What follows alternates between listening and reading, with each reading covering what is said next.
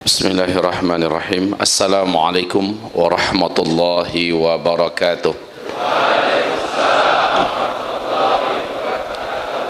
Alhamdulillah wassalatu wassalamu ala rasulillah. La hawla wa la quwwata illa billah. Allahumma la sahla illa ma ja'altahu sahla wa anta taj'alul hazana idza syi'ta sahla. Alhamdulillah, akhirnya Allah sampaikan saya ke Masjid Baitul Ma'mur ini dengan seizinnya belaka. Ibarat Allah yang kami muliakan, saya baru saja pulang dari melakukan perjalanan panjang. Perjalanannya Mekah, Madinah, Dubai, Abu Dhabi, menghabiskan hari 21 hari. Baru pulang 1 hari sudah dakwah ke Bandung. Baru pulang 1 hari kembali ke Solo, dan nanti Jakarta, Lampung selama 5 hari. Semoga Allah Subhanahu wa taala menjadikan asbab kajian-kajian akhir zaman ini sebagai jalan hidayah bagi orang-orang yang ingin hijrah. Amin. Sewaktu saya di Abu Dhabi, ketika di Mekah Madinah sebelumnya video tentang menghijaunya Jazirah Arabiyah hanya sekedar tontonan. Kemudian waktu haji masih seperti biasa, hajian kemarin. Tapi pas Madinah Mekah, kiri kanan bahkan bukit-bukit bebatuan itu sudah mulai menghijau, berbungkus rumput-rumput yang tumbuh. Saya terkejut dan kaget. Dalam perjalanan saya telepon istri, saya sempatkan video dan merekam langsung bahwa ini bukan rekayasa, bukan permainan Photoshop, benar-benar real. Allah tumbuhkan rumput-rumput di hamparan gurun dan juga di bebukit dan bergunung-gunung batu. Beberapa sungai sudah mengalir airnya dan muncul beberapa sumber mata air besar yang menyebabkan sungai-sungai di negeri Hijaz atau Arab Saudi mulai mengalir airnya. Masya Allah. Kemudian kita insya Allah isya berjamaah, habis itu baru lanjut, begitu ya? Atau bagaimana? Saya tidak tahu ini. Bila memang isya, kita isya dulu, biar tenang. Saya ikut saja. Saya terserah pada panitia.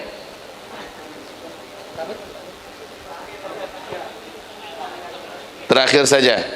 Barakallahu fiik. Dalam hadis Sahih Bukhari di kitab Fathul Bari, syarah Sahih Imam Al-Bukhari, Rasulullah sallallahu alaihi wasallam mengatakan, kalaulah tidak memberatkan bagi umatku mengakhirkan solat isya berjamaah demi ilmu atau demi kepentingan umat, lebih aku cintai. Maka sudah benar tadi yang mengatakan akhir. Mudah-mudahan ini barakah untuk kita semuanya, insyaallah.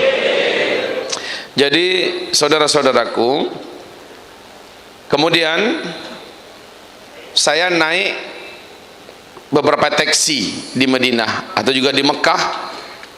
Ada seorang sopir taksi dari Yaman. Ini orang berpendidikan. Apa kata beliau? Perkataan beliau agak pedas sekali untuk pemerintah yang terkini di Arab Saudi.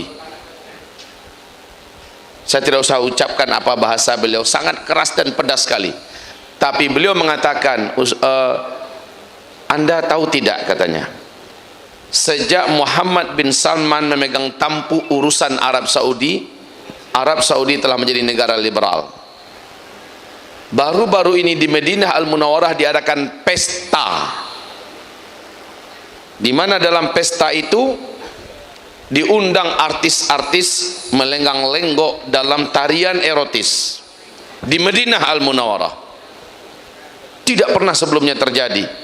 Saya ragu muslim apa tidak nih si Muhammad bin Salman, katanya. Kemudian yang lain juga berkata bahwa waktu saya di Mekah sudah ketahuan dan ketangkap kaum LGBT mengadakan pesta pernikahan sejenis di Mekah. Dan baru-baru ini tadi siang istri saya mengirimkan dari Mekah adanya video di mana orang-orang Arab Saudi dengan pakaian jubah, pakai syal imamah dengan lilitan hitam, bergoyang-goyang dengan beberapa wanita yang juga memakai pakaian pakaian biasa, pakaian hitam, jubah hitam, dan mereka sudah bedangdut-dangdut istilahnya, menyanyikan nyanyi-nyanyi pop, nyanyi rock dan sebagainya. Inna lillahi wa inna ilaihi raji'un. La tattabi'anna sunanal ladzina min qablikum shibran fa shibra, dhira'an fa dhira'a, hatta walau dakhalu juhra dabbin tabi'tumuh. Di akhir zaman nanti kalian akan mengikuti jejak orang-orang sebelum kalian, sejengkal demi sejengkal, sehasta demi sehasta, sehingga sekalipun mereka memasuki lubang biawak, kalian ikut-ikutan mengikuti masuk lubang biawak itu. Umar bin Khattab berkata kepada Rasulullah, bertanya, al-Yahud wan Nasara, ya Rasulullah, yang engkau maksud ini Yahudi, Nasrani atau siapa? Jawaban Nabi, faman, siapa lagi kalau bukan Yahudi dan Nasrani. Hari ini umat Islam, khususnya yang berkuasa menguasai Mekah Madinah, sudah melakukan apa-apa yang dilakukan oleh Yahudi dan Nasrani hari ini. Sejak Muhammad bin Salman 2 kali Ramadan yang lalu mengambil alih urusan kekuasaan dan politik di Arab Saudi, sejak itu Arab Saudi dirubah 180 derajat, berbeda dengan apa yang dilakukan oleh ayahnya Raja Salman. Saya merasa cukup lengkap apa yang dilakukan pada masa sekarang ini di Arab Saudi. Penangkapan para pangeran, penyekapan orang-orang penting di Arab Saudi, pembunuhan yang dilakukan terhadap wartawan senior Jamal Khashoggi, ya. Semuanya terjadi dengan betul-betul telanjang mata. Wallahi kaum muslimin, hamba-hamba Allah saya memuliakan, saya menyaksikan apa yang digambarkan Rasulullah lebih 1400 tahun yang lalu itu terjadi di masa kita.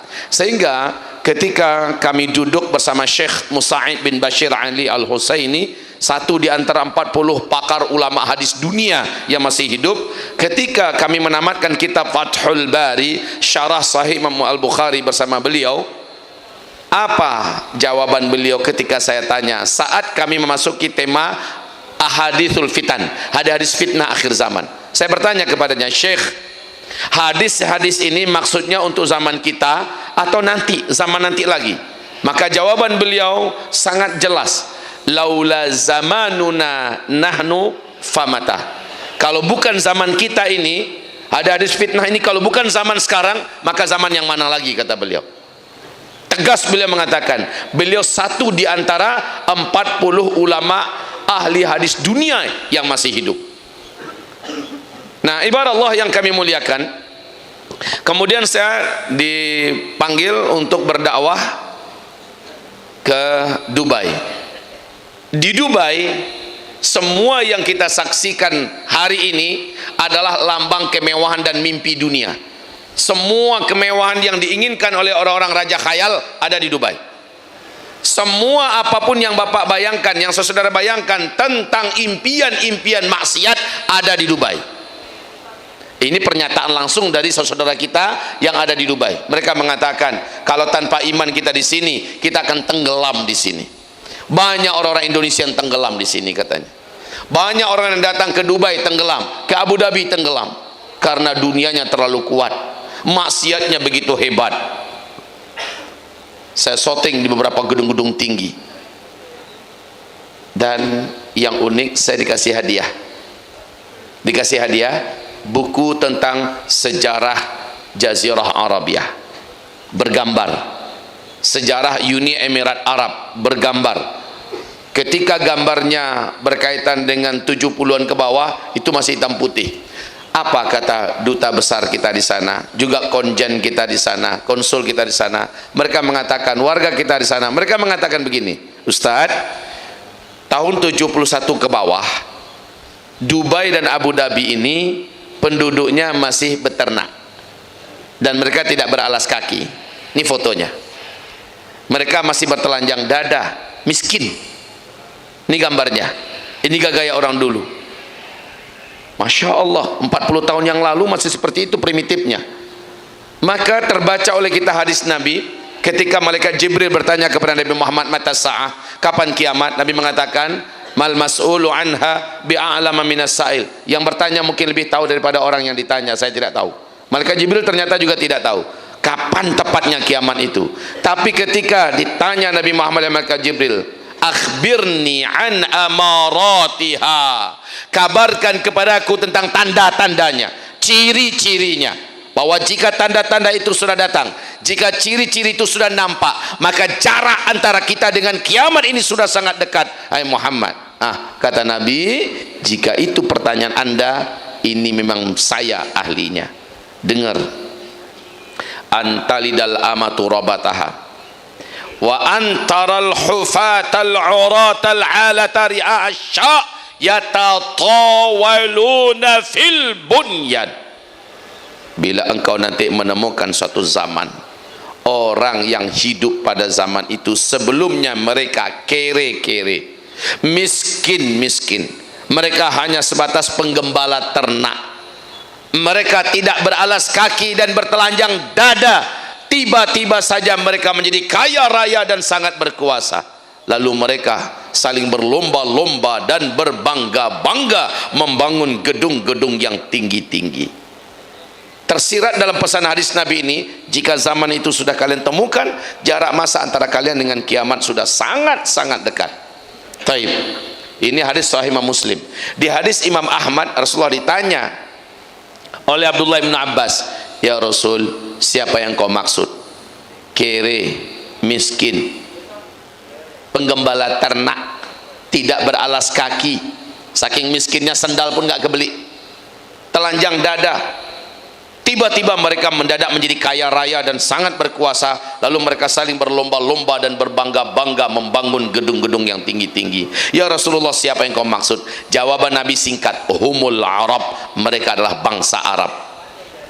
Sekarang coba lihat Dubai, Abu Dhabi, ternyata gedung-gedung tertinggi, termewah, tercantik di dunia bukan di Eropa, bukan di Amerika, bukan di Tokyo, bukan di Hong Kong, bukan Sydney, di Melbourne, bukan. Ternyata adanya di Arab.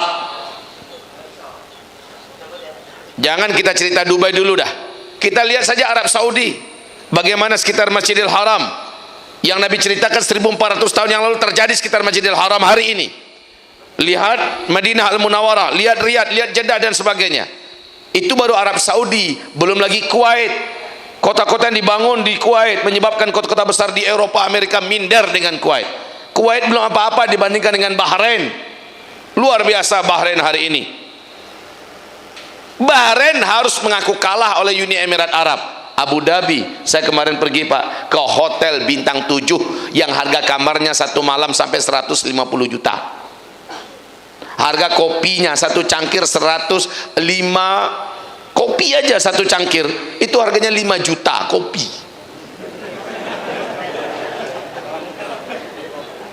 ATM emas yang kita baru dengar khayalan itu adanya di Abu Dhabi. Masukkan kartu, tekan nomor pinnya, keluar emas 1 kilo, 2 kilo. Itu cuma ada di sana. Saya masuk situ, ambar hati saya, gersang perasaan masuk sampai dalam itu. Di situ ada akuarium di bawah laut, ada kamar di bawah laut. Mereka sing-singkan kamarnya, langsung pemandang akuarium laut, asli laut, hiu nampak, semua nampak. Masya Allah. Itu Abu Dhabi. Dubai-nya Masya Allah, luar biasa. Dubai ada gedung tertinggi nomor 1 di dunia di Dubai, namanya Burj Khalifah, tingginya 828 meter. Arab Saudi nggak mau kalah. Orang terkaya nomor 1 di Arab Saudi, Pangeran Al-Walid bin Talal, mendirikan gedung di pinggir di tepi Laut Merah di kota Jeddah ya. Nama gedungnya Kingdom Tower. Ketinggiannya rencananya mengalahkan yang ada di Dubai. Kalau Dubai baru 828 dan itu pun udah capek pinggang leher kita ngelihatnya Pak. Saya foto di situ malam, saya pikir asap, ternyata awan. Jadi ini ujungnya, awan tuh udah sampai ke sini. Berjalan awan tuh di sini, di pinggangnya. Puncaknya ini udah di atas awan. Itu yang di Abu Dhabi ya, Burj Khalifah.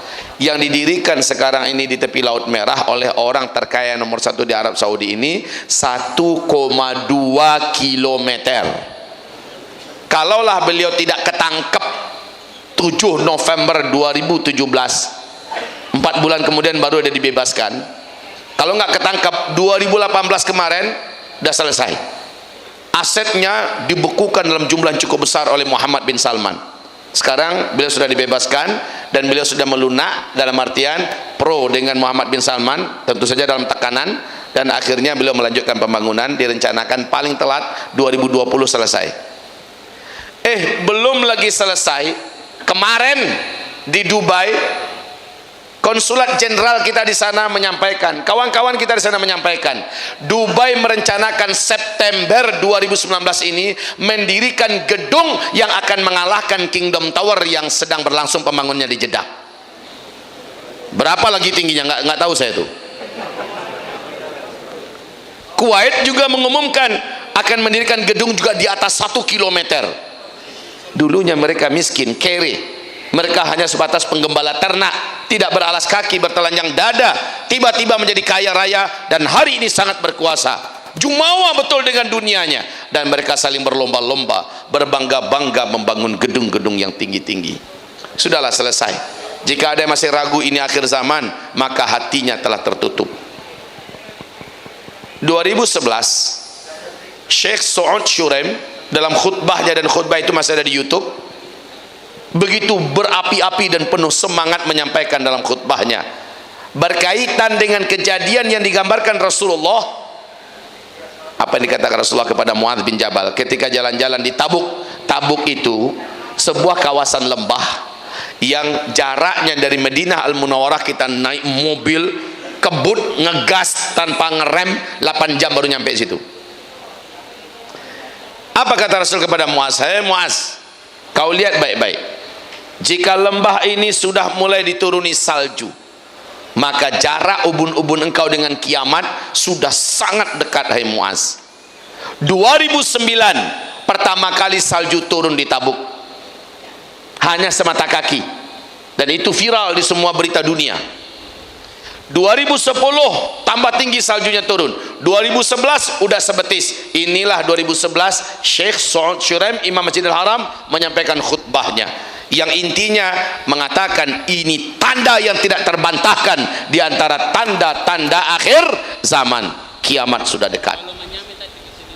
Dan sekarang Tabuk jangan ditanya, 1 meter lebih ketinggiannya saljunya, sampai ke Riyadh, sampai ke Palestina, ke Syria, sampai bahkan ke Kairo, Medan Tahrir, sampai sekarang ini ke Mekah.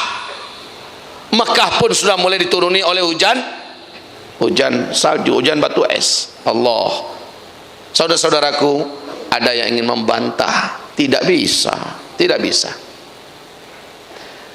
Lalu Rasul juga mengatakan, la taqumus sa'ah hatta yasiral furatu bi jabalin an dhahab yaqtatilun nasu alaih fayuqtalu kullu mi'ah tis'atun wa tis'un fayaqulu kullu rajulin minhum la'alli akuna ana alladhi anju. Tidak akan terjadi kiamat sampai kering nanti dulu Sungai Efrat. Sungai Efrat itu satu di antara sungai terbesar di Timur Tengah, Sungai Nil, Tigris dan Efrat. Sungai Efrat ini ulunya adalah Turki, lehernya adalah Syria, dan seluruh bodinya adalah Irak, dan ujungnya adalah Iran. Tidak akan terjadi kiamat sampai Sungai Efrat kering dulu. Ketika Sungai Efrat mengering, manusia akan dikejutkan dengan penemuan gunungan emas yang ada dalam perut bumi Irak di bawah aliran Sungai Efrat itu. Dan ini akan mengundang perang besar. Setiap lelaki dari berbagai negara dunia, kata Rasulullah, akan membawa senjata-senjata mereka ke negeri Irak. Mereka berperang memperebutkan gunung emas itu. Jadi gunung emas ini akan muncul dalam sebuah hantaman sehingga dia bergerak menuju ke permukaan. Dalam setiap 100 orang yang berperang di sana akan mati terbunuh 99 orang. Cuma satu yang hidup. Tapi sayangnya, kata Nabi, seluruh mereka berharap semoga satu orang yang hidup itu sayalah orangnya. Laki-laki sangat banyak mati dalam rangka perebutan gunung emas itu. Mari kita lihat Rasulullah menyebutkan ini dan terjadinya di zaman kita. Catat tanggalnya, 12 Februari 2013, di majalah paling bergengsi di Amerika Serikat, New York Times. Amerika Serikat merilis pernyataan resminya di sana dari penelitian para pakar bahwa satelit kami, para pakar kami telah menganalisa dan meneliti Sungai Efrat sudah kering airnya 60%, kata mereka. 60%. Itu tahun 2013. Dan menurut kami, menurut pakar kami, Sungai Efrat akan kering total 2014. Ternyata benar, Maret 2014 Sungai Efrat telah kering total sampai hari ini. Sampai hari ini. Kemudian yang paling mengejutkan adalah pernyataan George Walker Bush atau singkatnya George Bush. Masih ingat kan makhluk satu ini? Penjahat dunia yang tangannya berdarah-darah dengan darah umat Islam dan kezalimannya luar biasa. Sebelum diganti oleh Barack Obama, sempat dia menyampaikan orasinya di depan Gedung Putih, dan orasi itu masih ada di YouTube. Apa kata George Bush? Satelit kita telah menemukan potensi emas yang sangat besar di dalam perut bumi Irak. Amerika Serikat, katanya, selaku polisi dunia, akan memastikan emas ini tidak akan jatuh ke tangan para penjahat-penjahat dunia yang tidak bertanggung jawab. Tak siapa yang penjahat. Tapi yang paling penting ungkapan beliau nih, satelit kita telah menemukan potensi emas yang sangat besar dalam perut bumi Irak. Sesuai betul dengan hadis Nabi yang tadi kita bacakan. Kering Sungai Efrat dan adanya gunung emas dalam perut bumi Irak. Ini penyebab April 2014 Barack Obama tidak jadi menarik 135.000 pasukan darat Amerika Serikat yang tersebar di negara Teluk. Nggak jadi ditarik ke Amerika. Padahal secara finansial Pentagon atau keuangan Amerika Serikat udah nggak mampu membiayai lagi militer mereka yang menyebar di negara Timur Tengah itu. Udah nggak mampu. Tapi nggak jadi ditarik 135.000 orang jumlahnya. Berapa biaya per orangnya? Nggak jadi ditarik oleh Barack Obama. Yang terjadi malah ketika Donald Trump ini naik jadi presiden, yang terjadi malah dia tambahkan pasokan pasukannya menuju ke Irak. Betul tidak? Dia tambah terus. Rahasianya sebenarnya sudah diketahui. Rusia akhir Desember 2018, Rusia di TV One diberitakan Rusia pamer senjata-senjata canggihnya sambil mengatakan kami siap perang melawan Barat. Kami siap perang melawan Barat, bahkan siap perang melawan Amerika Serikat sekalipun. Ini ada apa? Rusia dengan Cina, Rusia, Cina, India, negara-negara blok timur tahu ada potensi besar di Timur Tengah, khususnya di Irak, sumber kekayaan yang akan mengundang perang besar. Dan Amerika Serikat juga sudah menyadari mereka termasuk pemburu emas tergila di dunia. Amerika, Cina, Rusia, Jerman, ini negara besar semuanya, termasuk pemburu-pemburu emas yang paling hebat dan paling handal di dunia. Ketahuan ada emas dalam bumi Irak, persiapan sekarang menuju perang besar di Timur Tengah. Maka Ratu Elizabeth II mengumumkan puisinya, selamat datang perang dunia ketiga. Persiapan sekarang. Allahu a'lam apa yang akan terjadi ke depan. Yang jelas gambar-gambar hadis Nabi terjadi di zaman kita. Apa persiapan kita, saudaraku? Saya nggak tahu mau bicara apa, begitu luas dan akhir zaman ini yang mau disampaikan. Mungkin Ustaz sudah memberikan pengantar-pengantar yang cukup tadi. Hanya saja setiap penekanan yang bagian manapun, di situ kita menemukan tanda-tandanya terjadi di zaman kita. Anda tanya tentang apa? Terjadinya di zaman kita. Tapi jangan tanyakan tanda besar kiamat. Yang pertama, kedua, ketiga, keempat memang belum terjadi. Dan Rasulullah bersabda, harazatun manzumatun fi silk ayyuqta'u silkun yatsba'u ba'daha ba'dha. Sebelum terjadinya kiamat, kehancuran alam semesta, muncul terlebih dahulu 10 tanda besarnya. 10 tanda besar itu seperti 10 butir-butir marjan, yang setiap butir ada lubang di bawah tembus sampai ke atas, dan dapat dimasukkan tali. Apabila butiran ini dihubungkan dengan butiran yang lain dengan tali di tengah-tengahnya, maka 10 butiran ini ada tali penghubung di tengah-tengahnya. Di bagian bawah tali dikasih simpul. Akibatnya apa? Tertahanlah 10 butiran itu. Ayyuqta'u silk, Ketika simpul itu digunting, diputus, maka apa yang terjadi? Meluncurlah keluar butiran tadi. Butiran yang paling pertama, paling bawah, keluar terlebih dahulu. Yang kedua gimana? Menyusul. Pakai lama atau cepat? Langsung atau tertunda dulu? Langsung. Sep, sep, sep, sep, sep, sep, sep. 10 tanda besar kiamat itu kalau simpulnya sudah terbuka, maka yang pertama terjadi, yang kedua langsung, jaraknya nggak pakai ribuan tahun atau ratusan tahun atau puluhan tahun, cepat saudara. Nah, urut-urutan kejadian dari 10 tanda besar kiamat ini berantakan dalam hadis-hadis Nabi, berantakan, tumpang tindih. Anda kalau baca hadis-hadis tentang akhir zaman bakalan bingung. Di hadis ini Nabi mengatakan urutan yang pertamanya adalah ini, kedua ini, ketiga ini. Di hadis yang lain urutan pertama jadi urutan ketujuh. Di hadis yang lain urutan pertama jadi urutan ketiga. Jadi urutan ini bingung kita. Tapi alhamdulillah ketika dikaji dengan begitu spesifik, contoh dalam kitab Ensiklopedia Akhir Zaman oleh Syekh Dr. Muhammad Ahmad Al-Mubayyad, ya, di sana dijelaskan urutan yang strategis sesuai dengan hadis Nabi yang mendampingi, sehingga urutan itu bisa ditertibkan. Maka 10 urutan tanda besar kiamat itu yang pertama adalah dukhon terlebih dahulu. Dukhon dari mana munculnya? Karena ini ibarat butiran pertama, ada simpul yang diputus dulu. Terjadinya simpul ini menyebabkan terjadinya dukhon. Apa simpul itu? Ternyata ditemukan dalam athar Ibnu Abbas. Diceritakan oleh Ibnu Abi Mulaikah dengan sanad yang jayid dari Ibnu Jarir. Ibnu Abbas menghubungkan, apa kata beliau? Semalaman saya tidak bisa tidur. Maka murid-muridnya bertanya, Ibnu Abi Mulaikah bertanya, kenapa wahai Tuan Guru? Karena kata sahabat-sahabat kami, malam tadi mereka sudah melihat ada meteor bergerak menuju ke arah bumi. Berarti besok dukhon dimulai. Dukhon tanda besar kiamat pertama.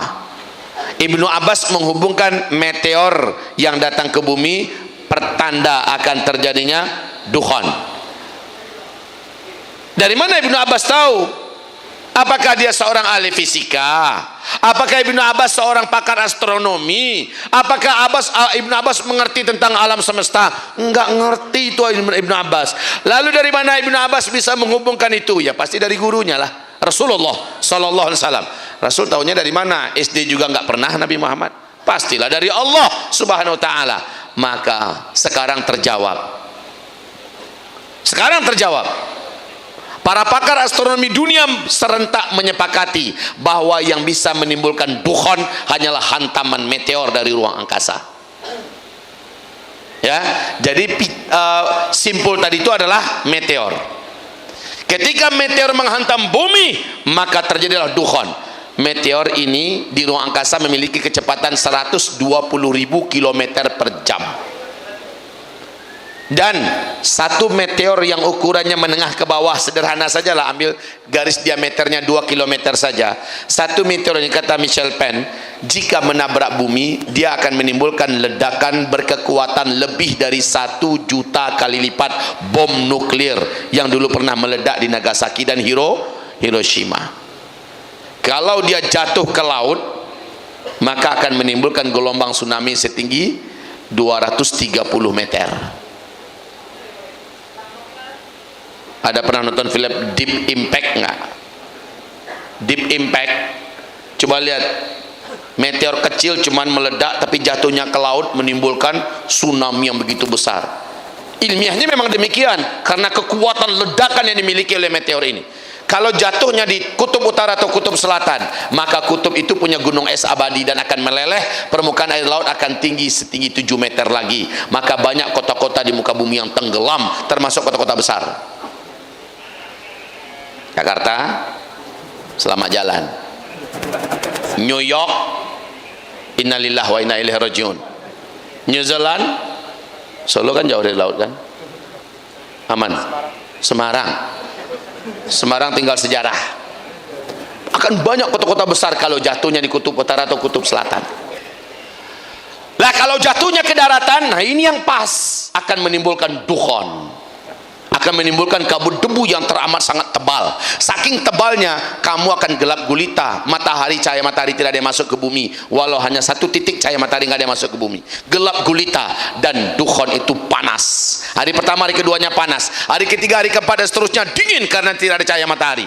Yang panas hari pertama dan kedua ini orang-orang kafir, orang-orang munafik kata Nabi akan tersiksa oleh dukhon ini. Ini adalah siksaan yang teramat nyata bagi mereka. Orang-orang Islam yang minim amal soleh, orang-orang Islam yang banyak buat dosa dan maksiat akan tersiksa, kulit mereka melepuh kepanasan. Tapi orang-orang beriman yang amal solehnya banyak, orang-orang beriman yang jauh dari maksiat, sebelum terjadinya hantaman meteor lalu terjadi dukhon, orang-orang beriman ini Allah jaga berkat iman dan amal solehnya, mereka hanya seperti terserang flu dan demam saja. Ini dukhon ya, 40 hari 40 malam. Ibarat Allah, hamba-hamba Allah yang kami muliakan. Nah, Nabi mengatakan ciri-ciri hantaman meteor menabrak bumi nanti adalah ini ciri-cirinya. Kata Rasulullah, fi hadhil ummah khasfun wa maskhun wa qadhfun. Qala rajulun minal muslimin, wa mata dzaka ya Rasulullah? Qal idza dhaharatil qainat wal ma'azif wa syuribatil khumur. Nanti akan terjadi hantaman hujan meteor, lalu menyebabkan terjadinya gempa di mana-mana, banyak negeri-negeri dan bumi yang tenggelam, laut naik ke atas, akan banyak kejadian di mana kalian akan kehilangan negeri-negeri dan akan banyak yang berubah bentuk. Para sahabat bertanya, wa matadzak, kapan itu akan terjadi ya Rasulullah? Qal, Nabi menjawab, idza dhaharatil qainat, apabila pada masa itu kalian menyaksikan umatku sudah terang-terangan bermunculannya penyanyi-penyanyi wanita di mana-mana. Sekelas Arab Saudi saja sekarang udah nggak malu-malu lagi muncul penyanyi-penyanyi, penari-penari. Wal ma'azif, musik, alat-alat musik sudah menyebar, beredar, disukai, disenangi oleh umatku di mana-mana. Hari ini Arab Saudi sekalipun, Masya Allah.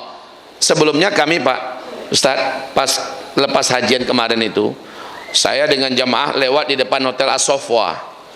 Hotel As-Sofwa itu kan berhadapan-hadapan dengan Masjidil Haram. Di bawah itu ada orang jual kaset murattal, sajadah, kitab-kitab Al-Quran, banyak dijual di situ. Biasanya murattal itu 24 jam, asal buka toko itu murattal Quran hidup. Kemarin yang diputar itu nyanyian, musik. Jamaah kita ada yang ngerti dan pandai bahasa Inggris, marah. Apa katanya? Kamu di depan Masjidil Haram, kamu putar musik, kemana otakmu? Marah betul dia. Apa kata orang toko ini?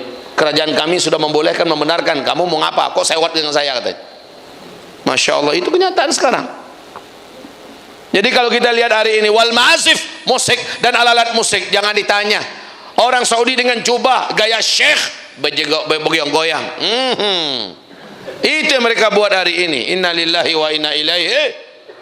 Wanita-wanita berjubah, bahkan ada yang bercadar ikut bergoyang-goyang pula. Ya Allah ya Rabb, gimana enggak? Tahun-tahun terakhir ini dengar enggak banyak musibah di Arab Saudi? Betul tidak? Dan ke depan akan lebih berat. Mungkin 2019 ini akan banyak bencana-bencana yang lebih berat yang akan terjadi di sana. Munculnya belalang di mana-mana, jangkrik di mana-mana, munculnya hasyarat. Itu diantara tanda Allah menghancurkan Fir'aun. Dengan Allah munculkan terlebih dahulu makhluk-makhluk alam, bermunculan di mana-mana, sudah menjadi wabah dan menghama.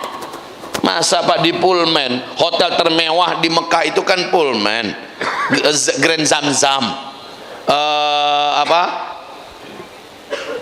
itu bunyi jangkrik di dalam.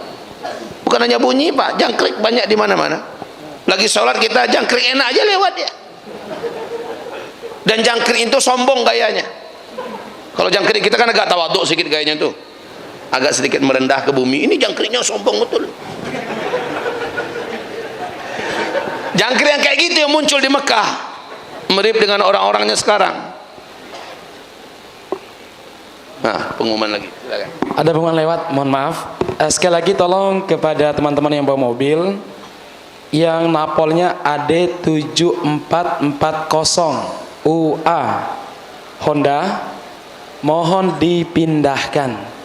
Ini jangan-jangan nggak ada yang punya nih, mau diinfakkan apa ya? Soalnya ada teman kita yang mau lewat darurat, sekali lagi AD 7440 UA. Ini pengumuman terakhir, nanti digeret nanti ya. Baik, kadang-kadang Ustadz ada yang lupa dengan plat mobilnya sendiri. Mungkin mobilnya apa? Mobilnya apa? Ini Honda ya, nggak di foto anunya ya. Iya. Mungkin Saya teman-teman yang pernah bawa punya Honda. pengalaman kayak gini. Honda hitam. Ustaz, saya pernah punya pengalaman kayak gini. Dipanggil berkali-kali, tolong yang punya mobil nih. Yang dengar, yang punya mobil tuh dengar aja. Dia nggak tahu kalau itu mobil dia. Dengar. Tapi ketika disebutkan mobilnya adalah kalau nggak ada yang memindahkan mobilnya, kami anggap mobil itu wakaf untuk pesantren. Oh, itu mobil saya katanya. Nah gitu. Apa digitukan, Ustaz? Mungkin digitukan kali. Baik, belum dulu ya. Silakan panitia. Fadal barakallahu fiik. Ya, tolong dipindahkan. Kasihan orang mau pulang atau orang siapa tahu singgah mampir untuk sholat terjebak oleh mobil kita. Ya, AD 7440 ya. Ah ya. Tolong ada yang punya mobil pindahkan. Kami tunggu 10 menit. Enggak juga dipindahkan, dianggap wakaf untuk masjid. Ya. Sampai mana kita tadi? Jangkrik. Masuk juga jangkrik di sini ya. Untung nggak cebong, tapi jangkrik ini.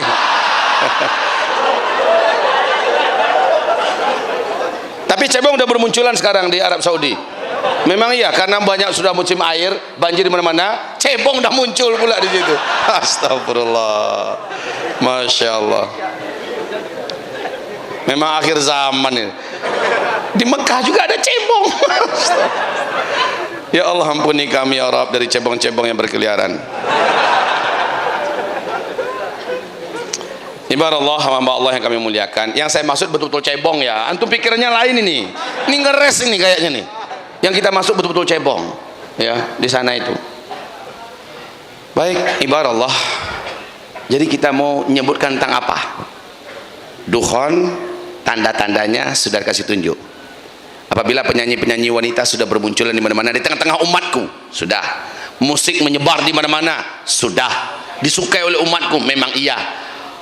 Wasyuribatil khumur, dan minuman-minuman memabukkan sudah diminum di mana-mana oleh umatku. Jangan ditanya itu kalau di Dubai mah. Jangan ditanya itu kalau di Abu Dhabi. Arab Saudi hari ini juga begitu. Orang-orang kerajaan udah nggak malu-malu, Ustaz. Orang kerajaan sudah ngetos-tos di Arab Saudi. Orang-orang kerajaan hammer di dalamnya. Hari ini sudah biasa mereka tos. Tos. Hammer. Dan juga ada riwayat yang lain yang mengatakan barang-barang memabukkan di akhir zaman sudah berbagai-bagai namanya, dan itu menyebar tengah umatku di mana-mana. Ada ganja, ada sabu-sabu, ada narkoba, ada morfin, ada macam-macam namanya sekarang menyebar di tengah umatku. Udah apa belum? Kita tahu waktu pembuatan reklamasi saja kemarin, tiang-tiang yang masuk dari sana berapa ton yang ada di dalam itu, dan itu bisa merusak 7 generasi. Itu yang ketahuan. Bagaimana yang tidak ketahuan? Itu yang masuk ke yang masuk ke Indonesia, yang masuk ke Malaysia. Pemerintah Malaysia ini mengakui sekarang. Yang masuk ke seluruh dunia, dan Arab Saudi hari ini anak-anak mudanya. Apalagi Dubai, apalagi Abu Dhabi. Begitu juga keadaan yang terjadi di Bahrain, Kuwait dan lain-lainnya. Negara-negara Timur Tengah semuanya sudah diracuni oleh wasyuribatil khumur. Apabila zaman itu sudah kalian temukan, kata Rasulullah, maka itulah zaman hujan meteor akan datang. NASA sudah peringatkan 46 tahun yang silam di Discovery Channel. Apa kata NASA? 2013 bumi kita akan melintasi arus sungai meteor ruang angkasa. Peluang bumi kita mengalami hantaman meteor selalu ada, dan meteor itu punya karakter kayak bola bola biliar. Kesenggol aja sedikit antara dia akan menyimpang dari jalurnya. Sekarang memang NASA mengatakan untuk 100 tahun ke depan kita kayaknya aman dari hantaman meteor.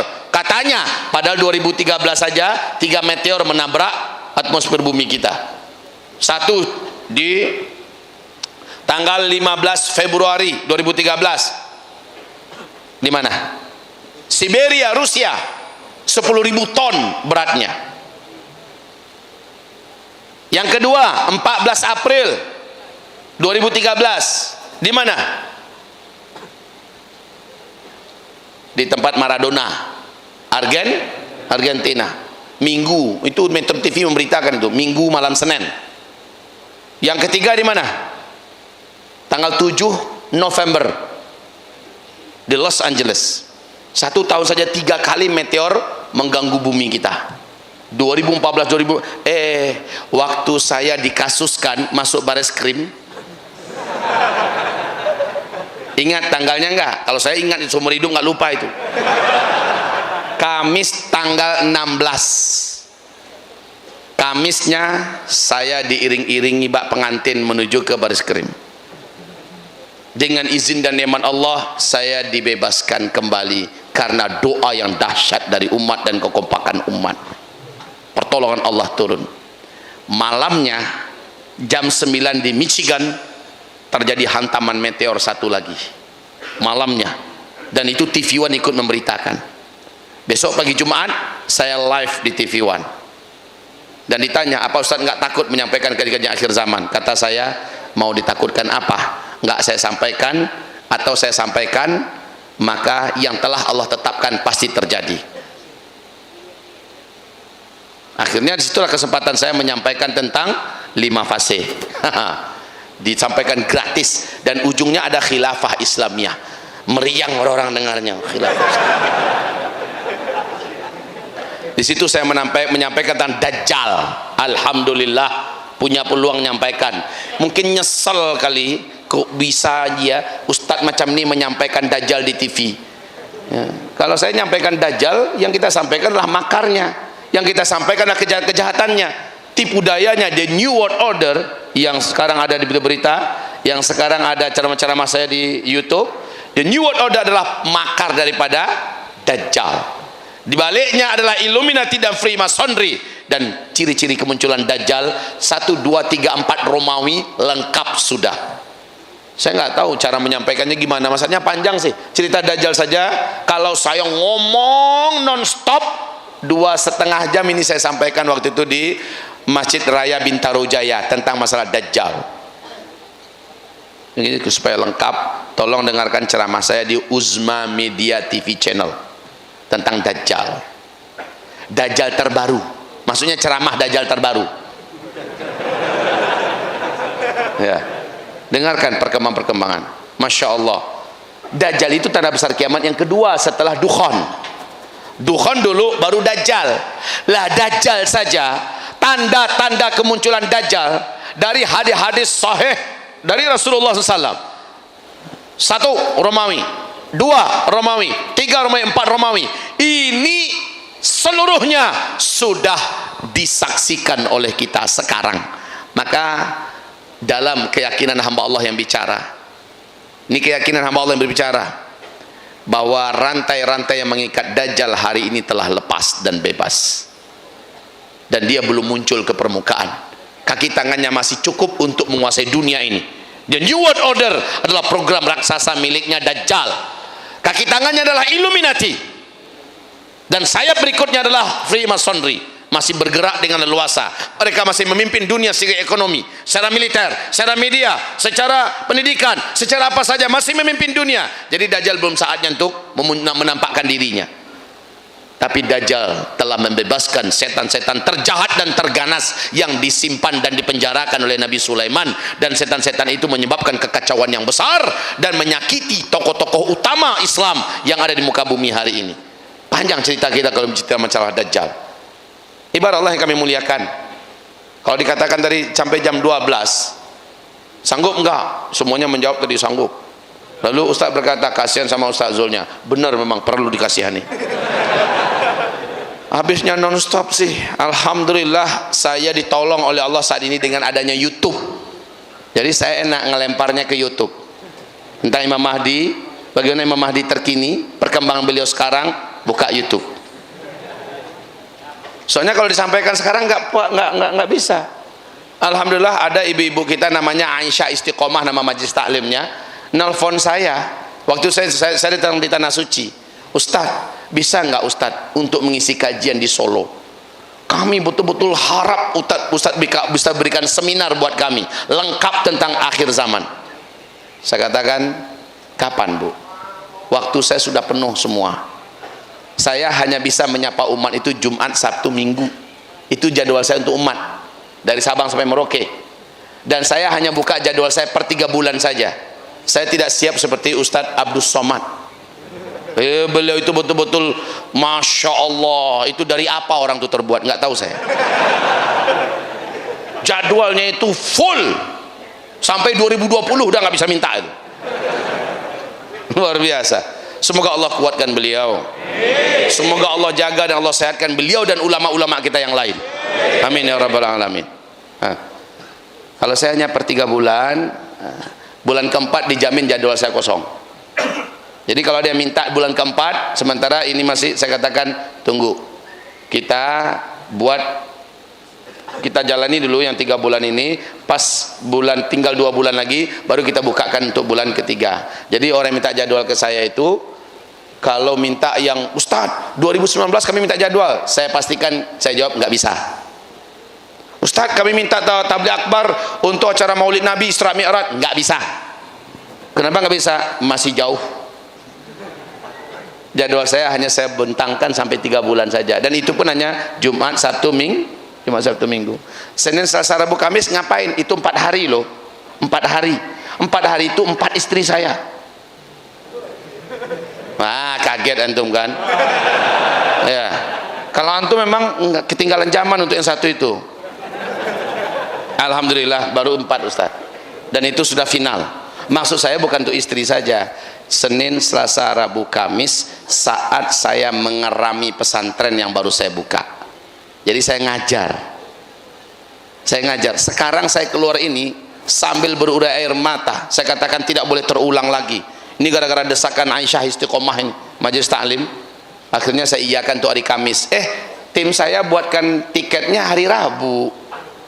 Berangkat saya katakan sama penitia saya, antum apa nggak tahu? Rabu kan jadwal saya ngajar di pesantren. Tersiksa ya saya Pak. Saya ninggalkan pesantren. Sekarang terasa manisnya ngajar di pesantren itu nggak bisa saya bayangkan. Sebelumnya saya menganggap kecil pesantren, tapi sekarang setelah saya dirikan pesantren dan saya mengerami anak-anak di pesantren, terasa lebih indah daripada apapun.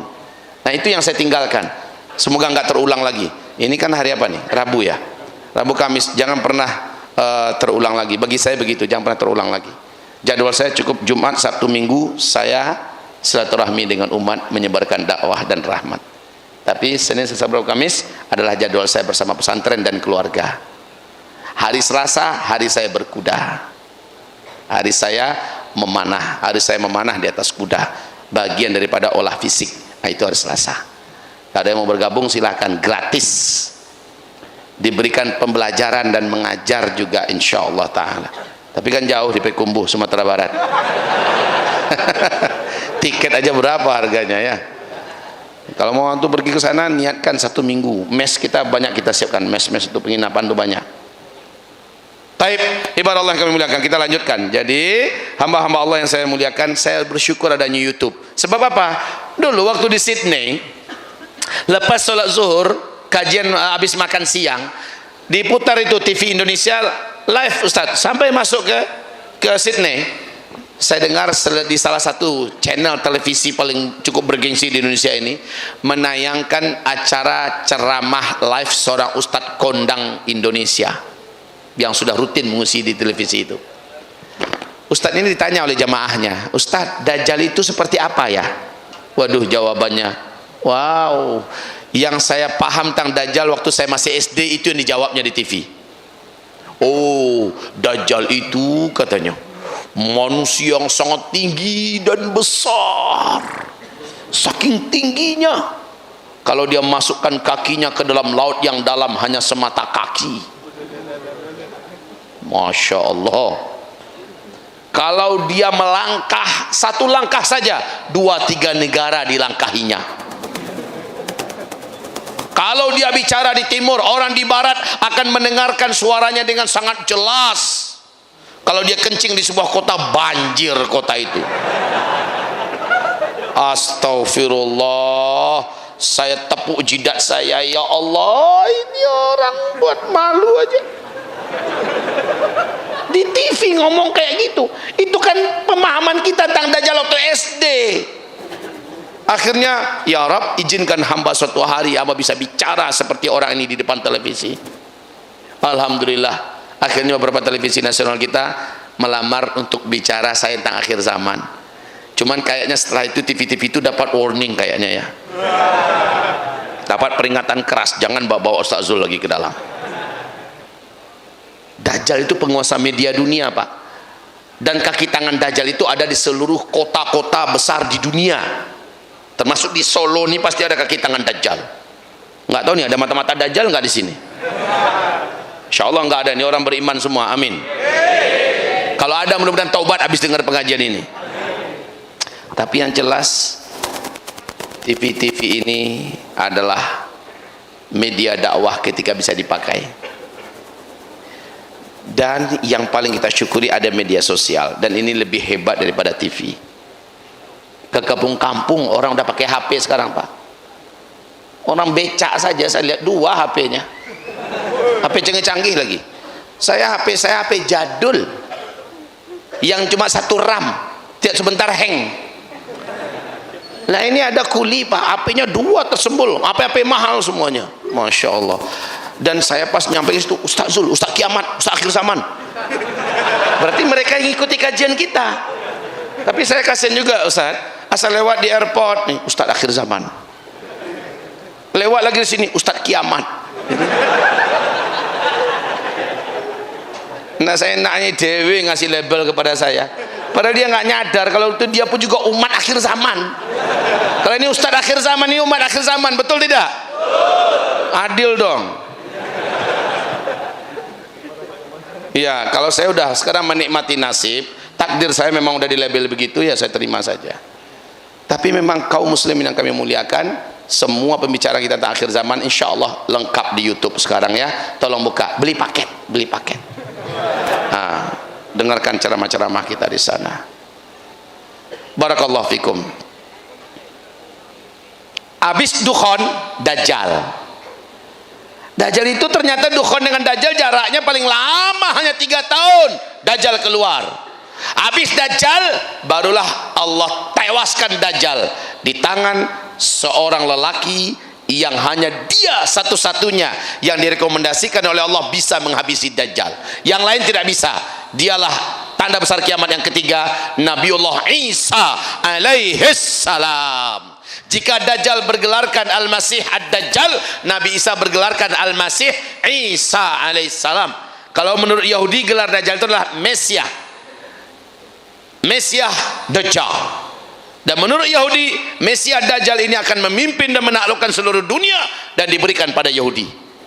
Maka Yahudi sekarang ini, apalagi dengan lahirnya sapi merah kemarin di Israel, menjadikan mereka berbunga-bunga hatinya. Sekarang tiap hari pakar ternak hebat dunia merawat sapi merah itu yang tanpa cacat sedikit pun. Kenapa? Menurut kitab Taurat, sapi merah ini kalau sudah berusia 3 tahun, dia akan disembelih di Jabal Zaitun, di Bukit Zaitun. Penyembelihannya ini langsung disusul dengan munculnya Dajjal ke permukaan dan langsung memimpin mereka. Dan sapi itu telah lahir beberapa bulan belakangan. Tidak cacat, merahnya tidak cacat sedikit pun. Ini menjadi 4 Romawi, pertanda Dajjal akan keluar. 1, 2, 3 ada di Sahih Imam Muslim. Yang satunya adalah seluruh tanda-tanda alam yang terjadi tentang kemunculan Dajjal terjadinya di Syam. Danau Tiberias sudah susut airnya.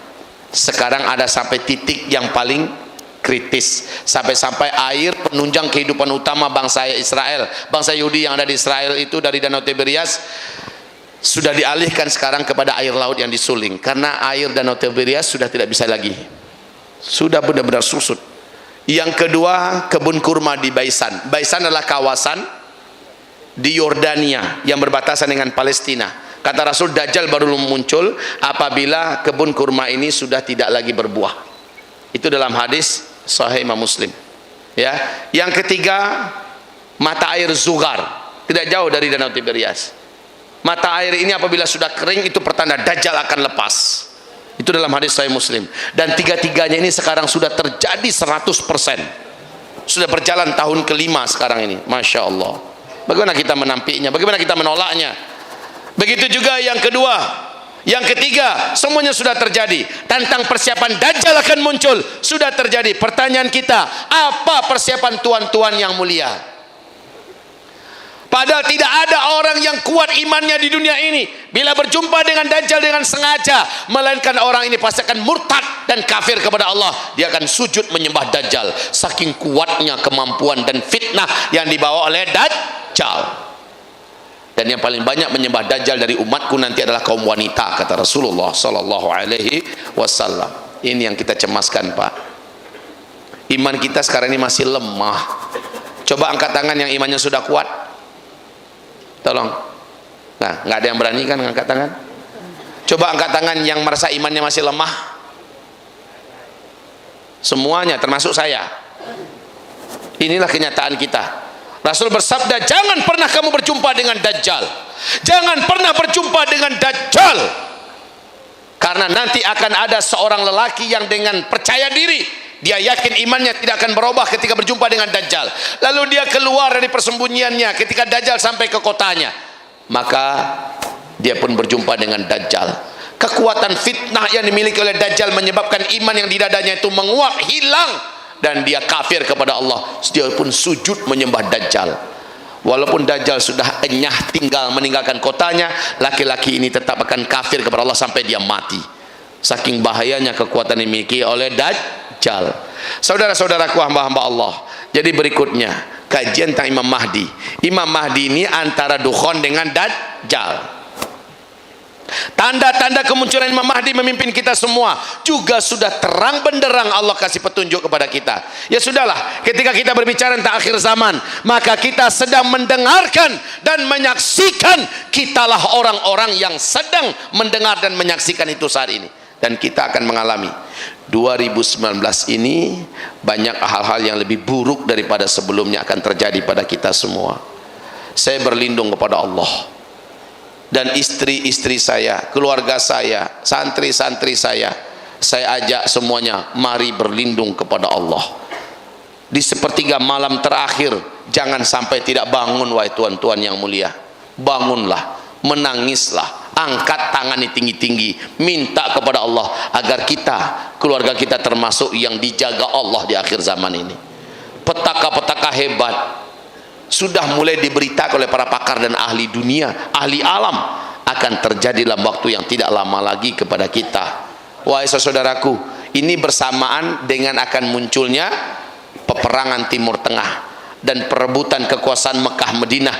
Kemudian kemunculan sosok keturunan kandung Rasulullah yang akan memimpin kita bersama, Imamuna Imam Al-Mahdi. Udah dekat, wahai saudaraku. Yang penting bagi kita sekarang, sedekat apapun beritanya akan terjadi, ini semua akan terjadi. Maka apa persiapan saya? Nabi dia tanya, ya Rasulullah, mata sa'ah, kapan kiamat? Jawaban Nabi, ma'adatalah. Kamu nanya-nanya kiamat, persiapanmu apa? Gitu juga kita ini. Kita dengar kajian akhir zaman ini udah akhir zaman. Pertanyaannya, persiapanmu apa?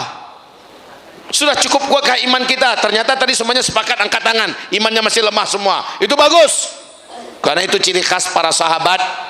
Dalam Fathul Bari, kitab Sahih Bukhari, ya, di mana Ibnu Mulaika berkata, saya berjumpa dengan 30 orang sahabat Nabi senior yang masih hidup.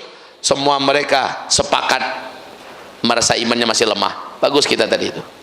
Alhamdulillah. Lah kalau merasa iman masih lemah, berarti harus diperkuat lagi imannya, kan begitu? Amalnya para sahabat, seluruh sahabat merasa amal mereka masih sangat sedikit, dan yang sedikit itu pun belum tentu Allah terima. Nah, kita begitu juga nggak perasaan sekarang. Sementara di Al-Quran surah Al-An'am 158 Allah sebutkan orang yang selamat di akhir zaman adalah orang yang beriman, yang amal solehnya banyak dan dosanya sedikit. Itu orang dijaga oleh Allah. Kejadian di Palu kemarin ini, kita lihat bencana alam itu kayak milih-milih sekarang. Orang-orang yang taat-taat dan soleh-soleh kayak sengaja dihindari oleh bencana-bencana dan musibah-musibah yang ada. Luar biasa, Pak. Milih-milih. Kayak di Lampung juga, lembaga tahfiz di pinggir laut nggak kesentuh air, yang di sebelahnya rata oleh tsunami. Masya Allah, betul tidak? Sekarang ternyata amal soleh di akhir zaman langsung jadi pelindung kita.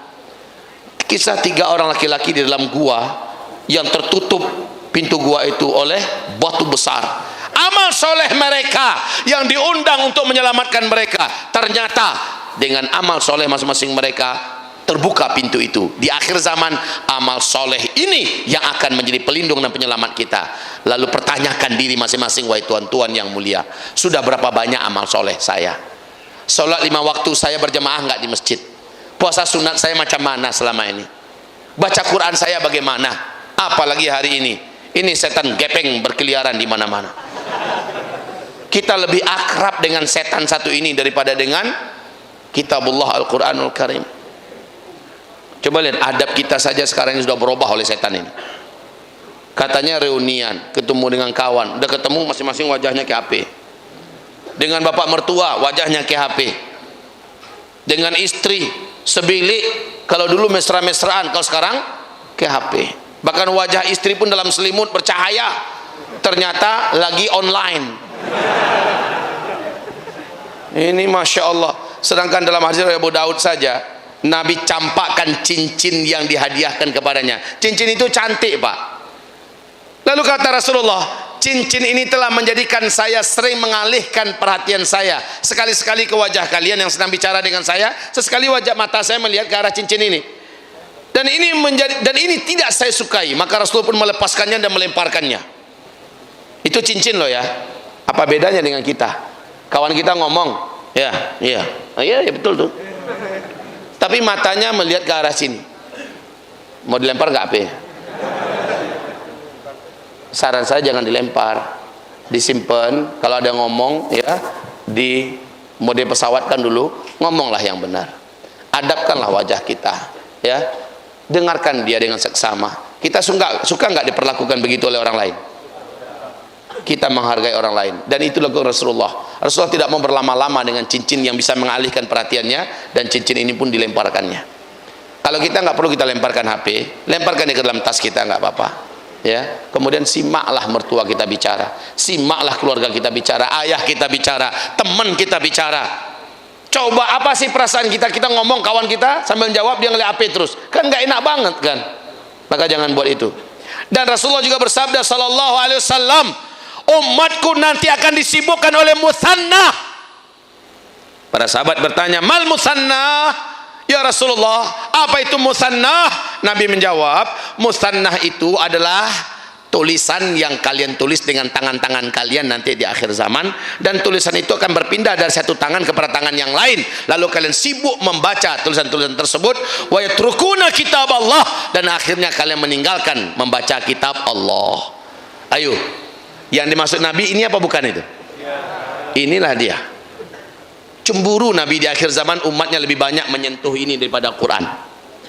Coba bersaksilah anda sekalian, wahai tuan yang mulia, mana yang lebih banyak dalam satu hari kita menyentuh mushaf atau menyentuh ini? Ayo jujur. Ini udah akhir zaman tuan-tuan. Tolong dengarkan ceramah saya di YouTube, judulnya adalah amalan-amalan yang akan Allah hilangkan di akhir zaman. Tolong dengarkan ceramah itu, mudah-mudahan kena kita semua. Dan kita bisa berlomba-lomba sebelum amalan itu dihilangkan oleh Allah. Kita termasuk yang bisa berlomba-lomba. Apa? Salah satunya adalah Allah jadikan Al-Quran nanti di akhir zaman diangkat, lalu tidak ada lagi Al-Quran di muka bumi. Bahkan yang hafal Al-Quran juga semua hafalannya diangkat oleh Allah. Tapi sebelum itu terjadi, dan itu hanya terjadi, baru terjadi ketika matahari terbit sebelah barat, baru terjadi Al-Quran diangkat semua di malam yang panjangnya. Sebelum itu terjadi, kita punya peluang akrab bersama Al-Quran, dan alhamdulillah, alhamdulillah, sekarang ini kita menyaksikan alhamdulillah bermunculan di seluruh dunia lembaga-lembaga tahfiz, bermunculan seperti jamur di musim hujan.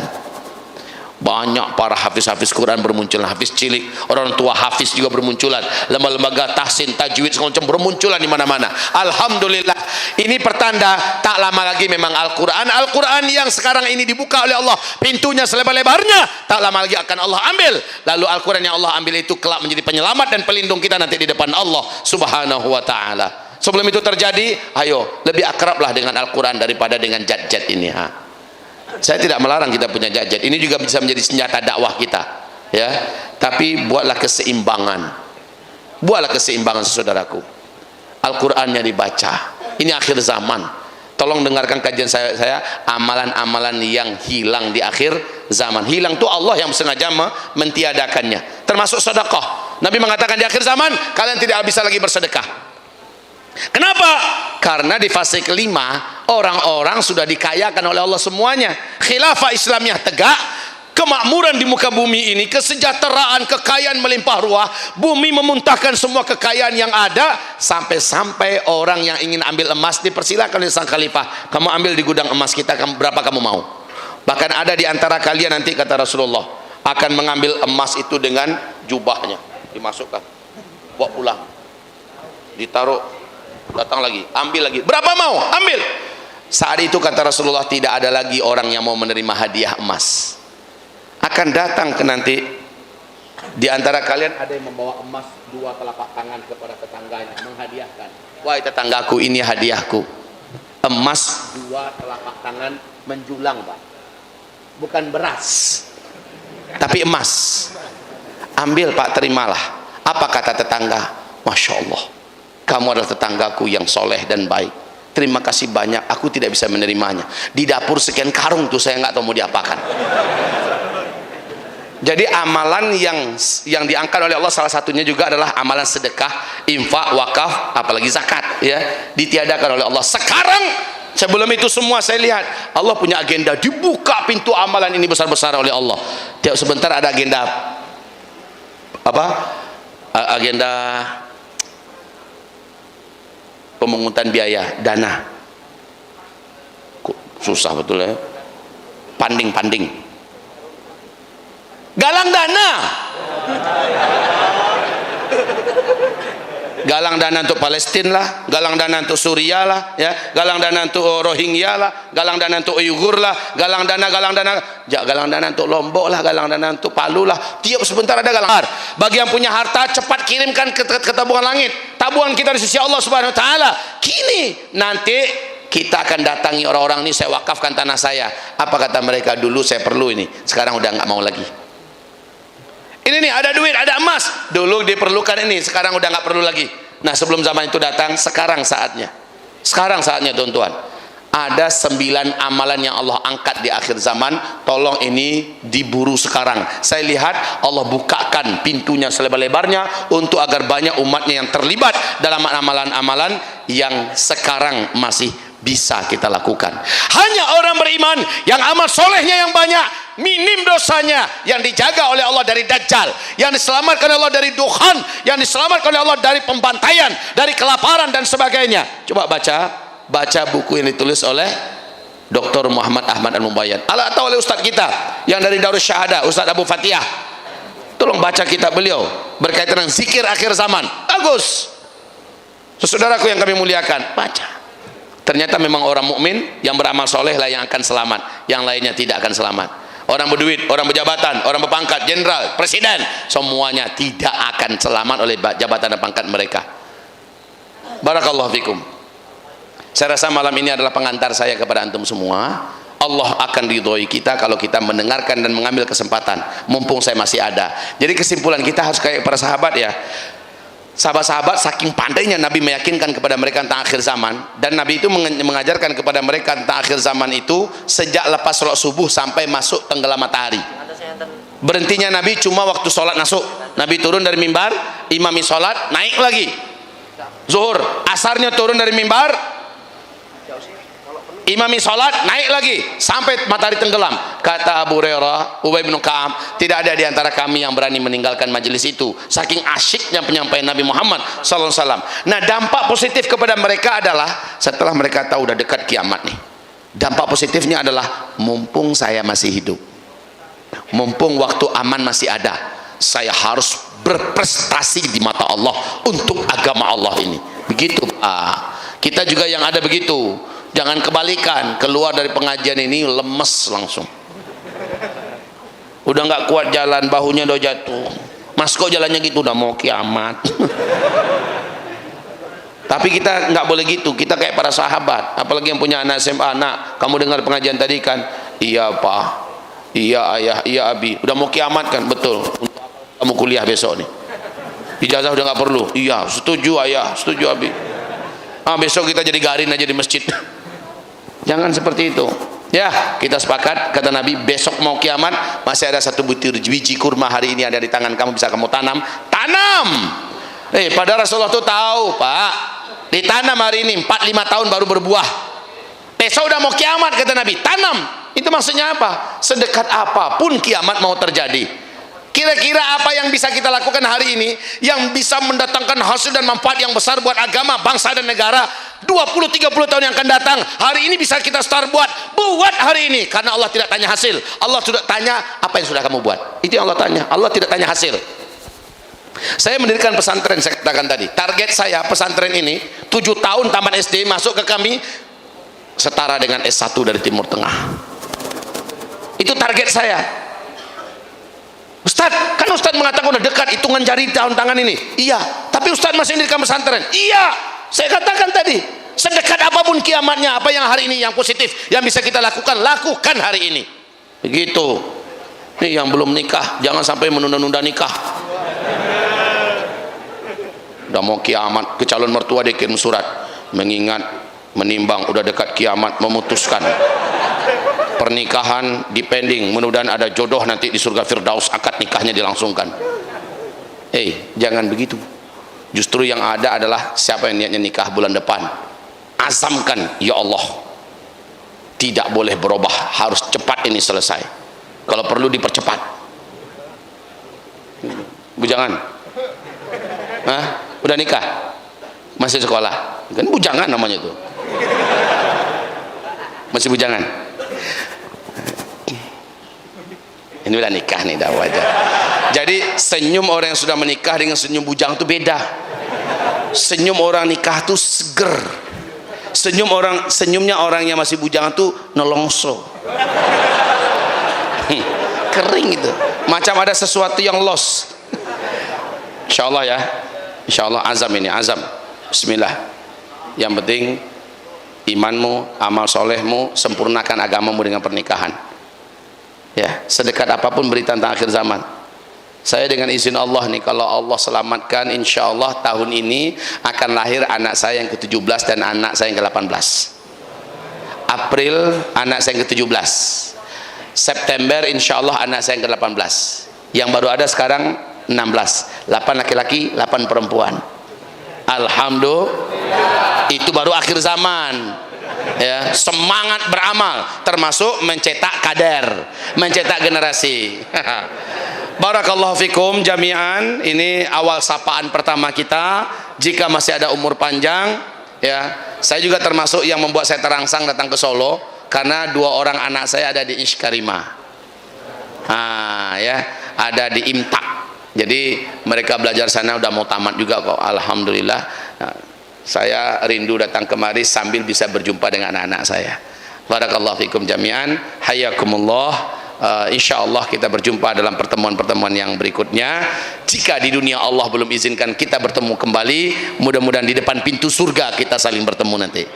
Amin ya rabbal alamin. Mohon istiqomah dan sabar. Bawalah istri dan keluarga lebih dekat kepada Allah dan kepada Al-Quran, dan jauhkanlah teman-teman maksiat dan negeri maksiat, dan kita maksimalkan jihad kita 2019 ini. April 17 April 2019 kita jihad politik insyaallah. Maksimal, jangan gede takbirnya aja ya, maksimal nanti perjuangan kita harus ada ribatnya. Ribat itu apa? Begadang, kita tongkrongi TPS-TPS itu. Jangan sampai kota-kota itu berubah dan ada yang nyulap secara siluman. Ya, kita tongkrongi dan kita jaga baik-baik. Pemilu kita besok ini harus damai, harus tenang, harus berwibawa. Walaupun kita semuanya serentak bergerak, tapi confident. Kita ingin bermartabat. Kemenangan kita pun kemenangan yang bermartabat. Insya Allah Ta'ala kita tunjukkan Islam yang selama ini ditakut-takuti, ternyata dalam peristiwa-peristiwa besar di Indonesia sudah menjadi asbab orang di Eropa banyak masuk Islam sekarang nih, gara-gara kebangkitan Islam di Indonesia ini. jutaan hadir di Monas, jangankan ada darah yang bertumpah, rumput pun nggak keinjak, masya Allah, sampah pun nggak berserakan, masya Allah, dan semuanya mengeluarkan kocek masing-masing. Sepanjang jalan beriring-iringan ibu-ibu, emak-emak ikut pula berkorban. Itu hanya ada dalam Islam. Dan ini yang menjadi asbab orang-orang luar sana melihat Islam yang diisukan sebagai agama keras, agama pembunuh, agama ini ternyata agamanya memang rahmatan lil alamin. Nah, pemilu besok walaupun kita akan dimenangkan oleh Allah, amin, kita tetap berwibawa, tenang ya, dan jangan tersulut. Banyak provokator nih, provokator bayaran itu kan banyak keluyuran di mana-mana. Calling down aja, kita tenang, kita jangan terpancing oleh mereka. Justru kalau ada tangkap, serahkan ke polisi. Kalau ada mancing-mancing jangan aneh, tangkap, serahkan ke polisi. Setuju tidak? Sepakat? Insyaallah. Allahumma ana wal mustaqbalu lana. Takbir.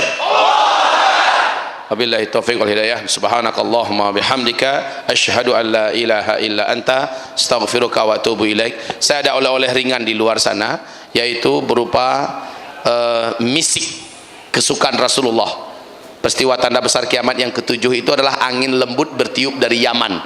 Angin ini berbau misik, kata Rasulullah. Misik itu kesturi.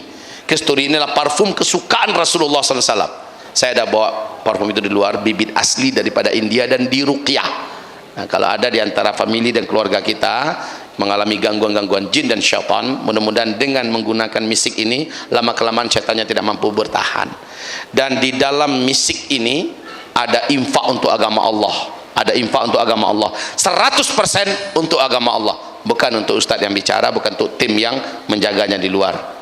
Satu kotak ini ya, ini infaknya 100% untuk agama Allah. Maka antum jangan ragu-ragu, ini keuntungan Ustaz Zul nih, Ustaz Zul dagang di luar. Enggak, saya hanya untuk agama Allah, karena kita sekarang ini sedang memerlukan biaya yang sangat besar untuk menyelamatkan agama Allah Subhanahu wa taala dan untuk perjuangan di jalan agama Allah Subhanahu wa taala. Semoga bermanfaat. Demikian saja dari saya. Barakallahu fina wa fikum jami'an. Astaghfirullahal azim li wa lakum wa la haula wa la quwata illa billah. Subhanakallahumma bihamdika asyhadu an la ilaha illa anta astaghfiruka wa atubu ilaik. Wassalamu alaikum warahmatullahi wabarakatuh. Waalaikumsalam warahmatullahi wabarakatuh. Saudara sekalian, kita ucapkan jazakumullah khairan kepada Ustaz Zul, dan kita senantiasa mendoakan kesehatan beliau, senantiasa sehat walafiat sekeluarga, sehingga dakwah beliau tersebar ke seluruh pelosok bumi ini.